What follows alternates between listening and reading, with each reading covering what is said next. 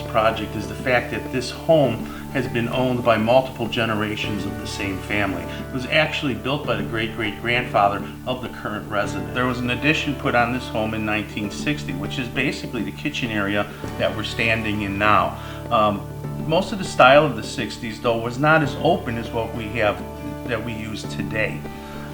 This particular area, again, where I'm standing, where we have these lights, was enclosed. There was a hood fan here, the cooktop was over here, and there just was no sight, line of sight over here. So part of our renovation here was removing the upper cabinets that came out over this peninsula and the exhaust fan and relocating the different appliances. Those floors are actually the original floors to the 1960 edition. So it's a maple 2 1/4 floor that we came back in and sanded and finished and had done some patchwork where some of the cabinets were moved. But the product, being a natural wood floor, was very easy to match. So we're basically seamless from old to new. Prior to us doing the renovation, the countertops in here were just a typical laminated countertop with a stainless steel edge on them. Again, very dated. For the last renovation was 50 years ago. We've provided and we've installed these granite countertops, which is actually really nice because this area now has been opened up that works as a pass-through, and also a real nice serving area between the dining room and the kitchen. So the uniqueness of the granite itself is the size of the slab, that we were able to fit a full-size slab here between these two areas. So during our renovation, we discovered behind the plaster was this brick wall, which has just turned out to be a real nice feature of the kitchen right now. And the uniqueness about it is the bricks were actually laid by the great-great-grandfather when he built the home back in the late 1800s.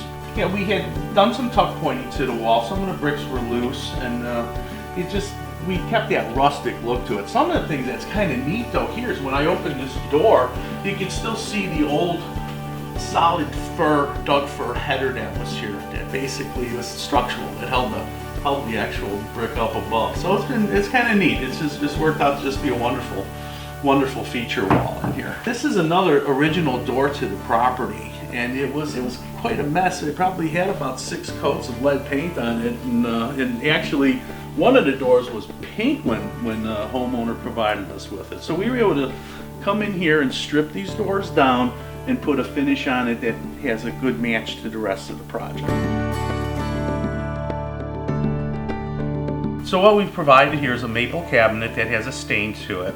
And one of the features that the customer really enjoyed at her old kitchen was the use of cutting boards. And we've included 3 other cutting boards inside of the kitchen over here for when she's preparing and maybe canning goods or preparing food. She has plenty of area to work with her grandchildren, cutting up vegetables or what it may be.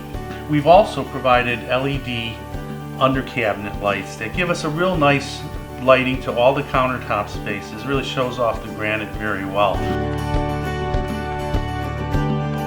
We're privileged to have the opportunity to come in here and remodel this kitchen for our clients. The home has been in the family for generations, as I mentioned, and we're glad that we could come through here and bring it up to date for them, and we were able to deliver to them the kitchen of their dreams.